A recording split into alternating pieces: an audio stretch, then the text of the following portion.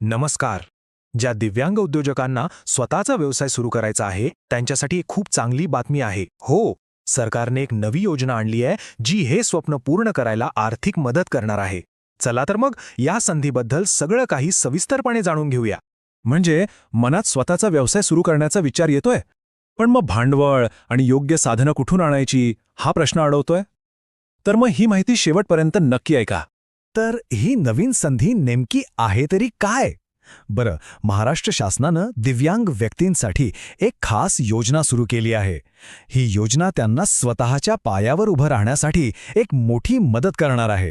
ही काही साधीसुधी घोषणा नाहीये, तर ही एक अधिकृत सरकारी योजना आहे. या योजनेचा मुख्य उद्देश काय आहे, तर दिव्यांग उद्योजकांना त्यांच्या व्यवसायासाठी लागणारी जी काही आवश्यक साधनसामग्री आहे, म्हणजे एक प्रकारचं टूलकिट, ते खरेदी करण्यासाठी आर्थिक मदत देणं.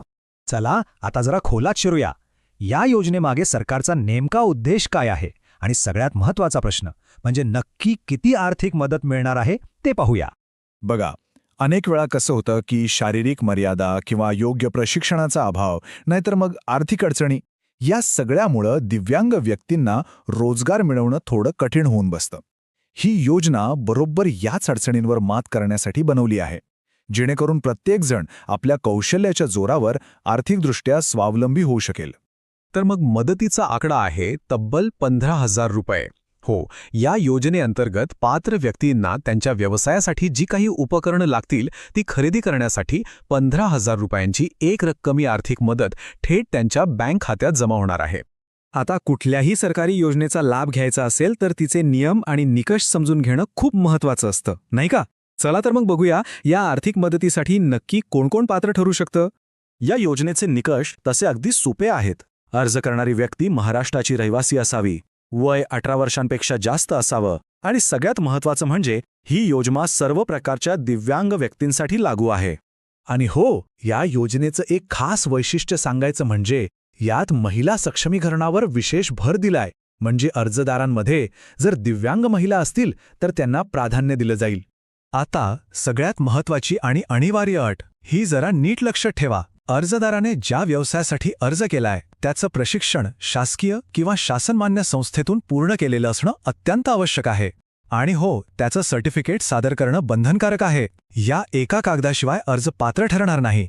बरं, एकदा का पात्रता निश्चित झाली की मग पुढची पायरी येते, ती म्हणजे आवश्यक कागदपत्र गोळा करण्याची. चला पटकन बघून घेऊया की अर्जासोबत कोणती कागदपत्र जोडावी लागतील. या चेकलिस्टमध्ये अर्ज, UDID कार्ड आणि रहिवासी दाखला यांसारखी मूलभूत कागदपत्र तर आहेतच, पण पुन्हा एकदा आठवण करून देतो, यातलं सगळ्यात महत्त्वाचं डॉक्युमेंट म्हणजे सरकारी संस्थेतून घेतलेलं ट्रेनिंग सर्टिफिकेट. सोबतच आपल्या व्यवसायासाठी लागणाऱ्या साधनांची यादी आणि बँक तपशीलही तयार ठेवायचा आहे. सगळी कागदपत्र तयार झाली की मग प्रश्न येतो, अर्ज कसा आणि कुठे करायचा. चला अर्ज करण्याची सोपी प्रक्रिया एकदम व्यवस्थित समजून घेऊया. प्रक्रिया खरंच खूप सोपी आहे. सगळ्यात आधी अधिकृत अर्ज डाउनलोड करून भरा, त्याच्यासोबत आपण पाहिलेली सगळी कागदपत्र जोडा आणि हा पूर्ण सेट तुमच्या जिल्ह्याच्या संबंधित जिल्हा दिव्यांग सक्षमीकरण अधिकाऱ्याच्या कार्यालयात जमा करा. बस. अर्ज सादर केल्यानंतर प्रक्रिया खूप वेगानं होते. साधारणपणे 1 महिन्यात अर्जावर निर्णय होईल आणि एकदा का अर्ज मंजूर झाला की पुढच्या 3 महिन्यांच्या आतच अनुदानाची रक्कम थेट बँक खात्यात जमा होईल. एक गोष्ट मात्र कटाक्षाने पाळायची आहे. ही जी आर्थिक मदत आहे ती फक्त त्याच व्यवसायासाठी वापरायची आहे ज्यासाठी ती मंजूर झालीय. जर या निधीचा गैरवापर झाल्याचं आढळलं तर दिलेली संपूर्ण रक्कम परत घेतली जाईल.